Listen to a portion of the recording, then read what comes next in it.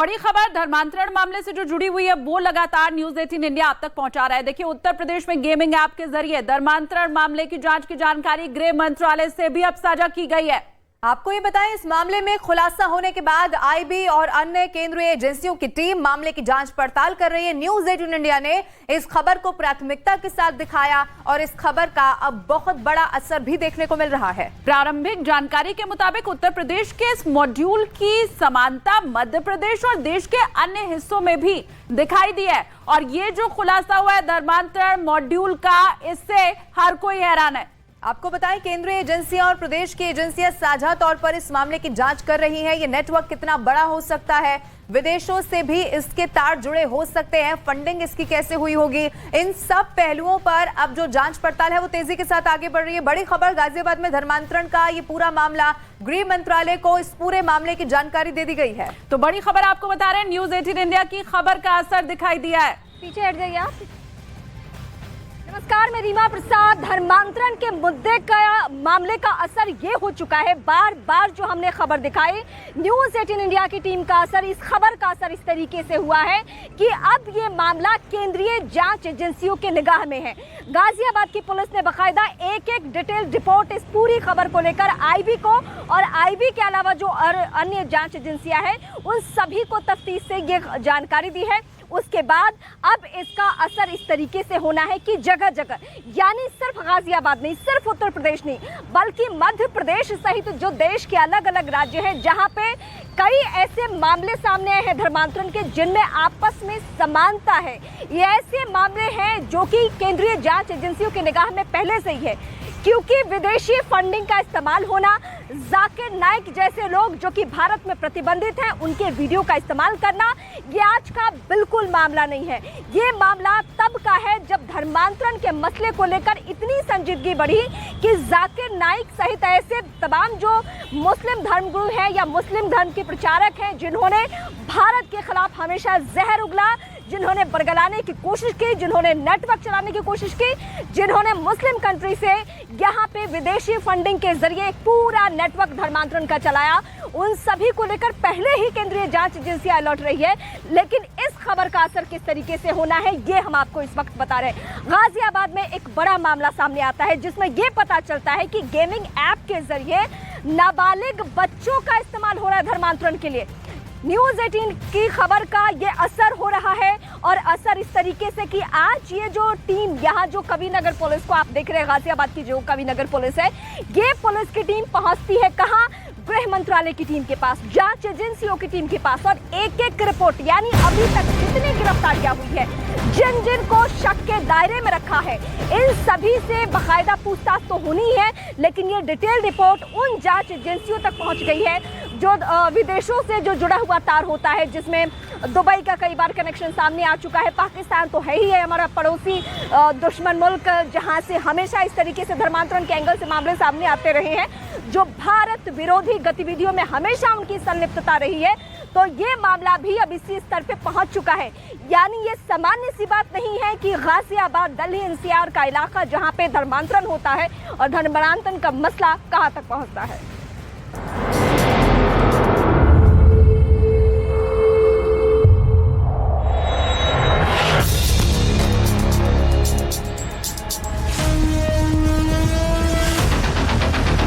गाजियाबाद में खेल के नाम पर अधर्म फैलाने की वो कोशिश की गई, जिसके बारे में जिस किसी ने सुना वो हैरान रह गया।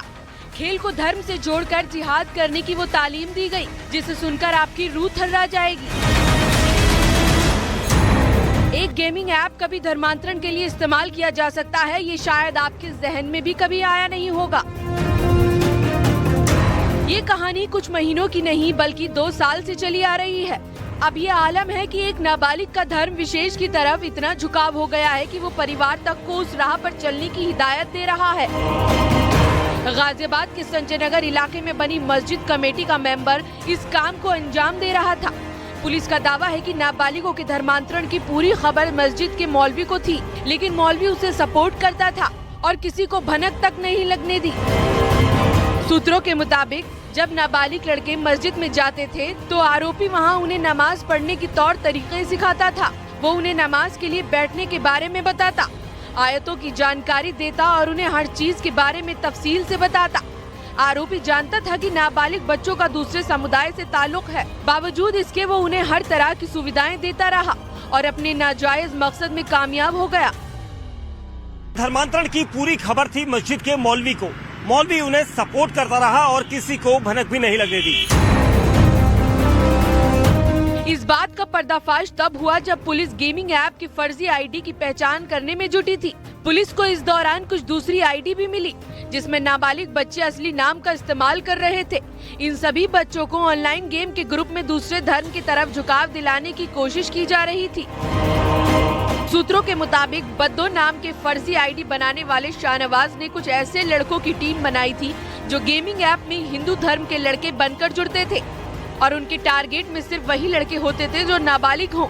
ये काम बड़ी होशियारी से किया जा रहा था। इस काम के लिए मोटी रकम खर्च की जा रही थी जिसके विदेश से आने की उम्मीद है। बद्दो नाम रखने के पीछे का मकसद ये था कि कहीं परिवार को बच्चों के धर्म विशेष की तरफ झुकाव की खबर न लग सके। शाहनवाज का सपना सिर्फ उन बच्चों का धर्मांतरण का नहीं था। पुलिस जब इस पूरे मामले की तह तक गई तो उसे फरीदाबाद और चंडीगढ़ के 2 और नाबालिग बच्चों के बारे में जानकारी मिली, जिसके बाद फरीदाबाद और चंडीगढ़ में यूपी पुलिस ने परिवारों से मुलाकात की। आरोपी ये बात बखूबी जानता था कि एक दिन उसके इस गंदे धंधे का अंत जरूर होना है। 2 साल से भी ज्यादा वक्त ऑनलाइन गेम में बिताने के बाद बद्दो अपनी आईडी को बदल नहीं सका। जैसे ही उसे भनक लगी वो परिवार समेत महाराष्ट्र के मुंब्रा से फरार हो गया। अब पुलिस उसके खुद के बनाए नेटवर्क से ही उसका तिलिस्म तोड़ने में जुटी है।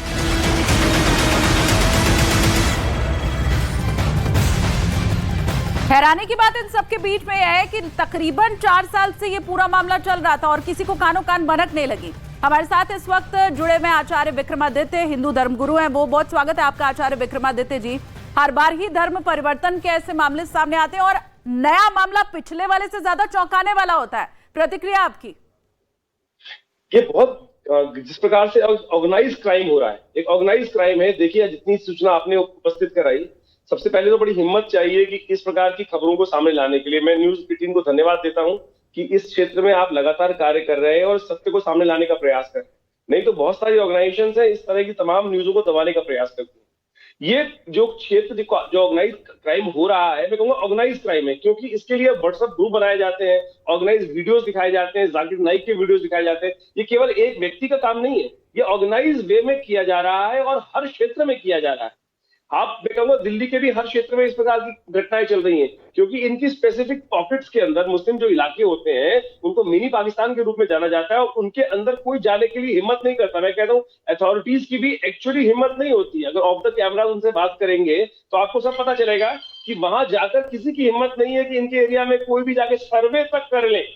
जब कोई घटना घटती है तब जाके वास्तविक तौर पर एजेंसीज की आंख खुलती है। ये बहुत भयावह चक्र हो रहा है और किस प्रकार से अब लव जिहाद का तो नाम चल ही रहा है, उसके बाद छोटे छोटे बच्चों को किस प्रकार से बरगलाया जा रहा है और किस प्रकार से केवल धार्मिक एक पॉपुलेशन को बढ़ाने के लिए केवल एजेंडा यही है कि जिहाद जितने भी प्रकार के हो रहे हैं केवल किसी प्रकार भी जो पॉपुलेशन इम्बैलेंस है वो क्रिएट किया जाए और किसी प्रकार भी इस देश में इस्लामिक राज्य लाया जाए, शरिया कानून लागू की जाए। इनका एक ही एजेंडा है जो जिस प्रकार से जो लगातार एक जो मॉडस ऑपरेंडी समझ में आती है वो वही है कि केवल इस देश में इस्लामिक राज्य लाने के लिए। और ये मौलाना इत्यादि जितने भी मदरसे हैं इन सब के अंदर यही सिखाया जाता है, चाहे आप कैसे भी जाके सर्वे करें और जाके एक किसी भी तरह से आप चेक करें कितने स्टिंग ऑपरेशन हो चुके हैं, लेकिन ये मानने को तैयार नहीं है। ये बात सत्य रूप में सामने आ रही है, बिल्कुल नहीं मान रहे हैं। अभी धीरेन्द्र शास्त्री जी के आप लोगों अगर याद होगा आपने उनके कैंप में जाकर लोगों ने कहा कि आचार्य जी मैं आपके पास आऊंगी। इस देश की स्याह हकीकत यही है, इस देश की स्याह हकीकत यही है कि जो हिंदू राष्ट्र के नाम पे आंसू बहाते हैं वो अभी क्या करें, धर्मांतरण के मसले पे चुप्पी साधे हुए। लेकिन गाजियाबाद की पुलिस बहुत चौकन्ना है, बहुत अलर्ट है और आज फरीदाबाद में जाकर उस नाबालिग से बकायदा पूछताछ की जा रही है जिसको इसका शिकार बनाया गया, यानी उसे बरगलाकर गुमराह करके उसको धर्मांतरण उसका करवाया गया। अब सिर्फ गेमिंग ऐप का मामला है या कुछ और बातें सिखाई गई है, क्या क्या कहा गया है, ये नाबालिग से जब पूछताछ हो रही है तभी पता चल पाएगा। पुलिस को वो सारे इंफॉर्मेशन पता चलेंगे जिसके जरिए यह तय होगा कि क्या सिर्फ और सिर्फ अभी गाजियाबाद में बद्दो जैसे शख्स ने टारगेट किया था या आसपास के जिलों में या फिर दूसरे राज्यों में। हालांकि खबरें उस तरीके से आनी शुरू हो चुकी है, लेकिन नाबालिग से पूछताछ में पता चलेगा कि उसके और कितने दोस्त हैं जो उसके साथ मस्जिद जाया करते थे या फिर नमाज पढ़ा करते थे। ये तमाम सवाल जो हैं उसको जानना बहुत ज़रूरी है। मैं सीधे आचार्य विक्रमादित्य के पास जाती हूँ। आचार्य जी, मेरा सवाल यह है कि अब ये मामला धर्मांतरण का इतना बड़ा हो चुका है कि केंद्रीय जांच एजेंसियां भी अलर्ट हो चुकी है, लेकिन क्या ये सवाल आज पूछा जाए कि वो लोग कहाँ गए जो धीरेन्द्र शास्त्री के एक बयान को लेकर वो हंगामा मचा रहे हैं कि भारत हिंदू राष्ट्र कैसे बन जाएगा, हिंदुओं को कैसे सामने आना चाहिए, कैसे ये धर्म प्रचार अपना करेंगे?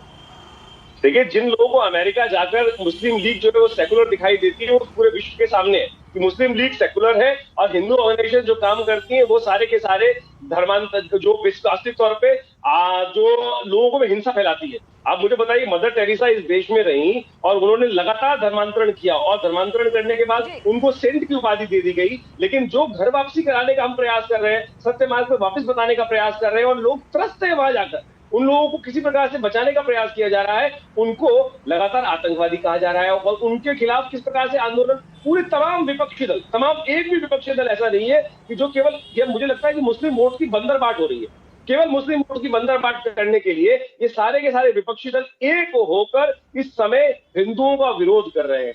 और मुझे ऐसा लगता है हिंदू जाग रहा है, हिंदू देख रहा है। आपको एक घटना याद होगी जिसके अंदर एक व्यक्ति था, जून 21 के अंदर घटना घटी थी। उमर मौलाना दिल्ली में आकर किस प्रकार से उमर मौलाना ने दिल्ली में आकर साफ साफ कहा था कि मैंने धर्म परिवर्तन कराया, लिस्ट तक सामने उपस्थित करी थी और क्या किया गया? कुछ नहीं हो सकता। ये लगातार एक ऑर्गेनाइज क्राइम किया जा रहा है, इसके लिए लोगों को जागना पड़ेगा। लोग नहीं जाग रहे हैं। वास्तविकता में समस्या यह है, सरकार योगी जी का धन्यवाद है, योगी ने जिस प्रकार से धर्मांतरण कानून के ऊपर, लव जिहाद के ऊपर एक प्रबल कानून बनाकर कई सारी सरकारों ने बनाया है, लेकिन अभी भी विपक्षी दलों की जहां जहां सरकार है वो इसको साफ तरीके से मान ही नहीं रहे, मानने का प्रयास ही नहीं कर रहे। ये सबसे भयावह है। सामने घटना घट रही है, अभी आपने फिल्म देखी किस प्रकार से घटना, उसमें क्या क्या सत्य दिखाए गए, वो सत्य घटनाओं पर है और उसके बाद भी ये लोग मानने को तैयार नहीं है। और सबसे खतरनाक, खौफनाक आचार्य विक्रमादित्य ये है कि हर बार अगला मामला जो हम देखते हैं वो पिछले वाले से ज्यादा यूनिक तरीके का होता है, यानी कि कैसे नया तरीका अपनाया जाए धर्मांतरण का, ये होता है। और यही कारण है कि अब हम ये गेमिंग ऐप के जरिए देख रहे हैं। हम लौटेंगे आपके पास, लेकिन चलिए अब आपको ये समझाते हैं कि आखिर कैसे गेमिंग ऐप के जरिए लोगों को बरगलाकर उनका धर्मांतरण करवाया गया। और इसके लिए गेमिंग ऐप का इस्तेमाल करने वालों को टास्क बाकायदा दिए जाते थे। देखिए, जिस गेमिंग ऐप के जरिए धर्मांतरण कराया जा रहा था उसका नाम फोर्टनाइट है और जिसमें मौलाना हिंदू नाम से आईडी बनाते थे ताकि किसी को कोई शक भी ना होने पाए। और इस ऐप पर गेम खेलने वालों को कुरान बाकायदा पढ़ने का टास्क दिया जाता था। उन्हें इस बात का विश्वास दिलाया जाता था कि कुरान की आयतें पढ़कर ही वो गेम में टास्क को जीत सकते हैं, यानी कि गेम जीतने के लिए कुरान की आयतें पढ़ना जरूरी है। और इसके लिए मौलाना डिस्कार्ड चैट ऐप से गेम खेलने वालों से बाकायदा बात करते थे, उन्हें यकीन दिलाते थे कि गेम जीतने के लिए आयतें पढ़ना कितना जरूरी है। और सिर्फ यही नहीं, इस दौरान उनका ब्रेन वॉश करने के लिए अलग अलग वीडियोस का इस्तेमाल भी किया जाता था। गेम खेलने वालों को बरगलाने के लिए जाकिर नाइक के वीडियो दिखाए जाते थे। और सिर्फ जाकिर नाइक ही नहीं, तारिक जमील के वीडियो भी उन्हें दिखाकर गेम खेलने वालों का ब्रेन वॉश किया जाता था।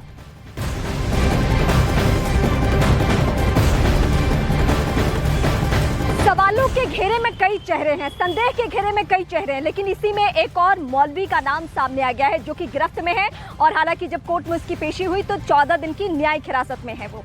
इस दौरान जो पूछताछ करके टीमों ने पता किया है उसके आधार पे जगह जगह छापेमारी चल रही है। सिर्फ ये गाजियाबाद तक का मामला सीमित नहीं है, मुंबई के ठाणे तक ही मामला पहुंच चुका है। टीमें वहां भी पहुंची हुई है, यानी गाजियाबाद की पुलिस वहां पहुंची है और लोकल पुलिस से संपर्क भी साध रही है और वहां दोनों ही टीमें एक साथ काम कर रही है। लेकिन क्या इस मौलवी के जरिए भी बहुत पता चलेगा? इसकी भूमिका कितनी संदिग्ध है, क्योंकि जो एक परिवार था जिसने अपने नाबालिग बच्चे को लेकर यहीं पे इसी थाने में पहुंचा, उस परिवार का कहना यही था कि मेरा बच्चा दिन भर में 5 बार घर से बाहर निकलता था।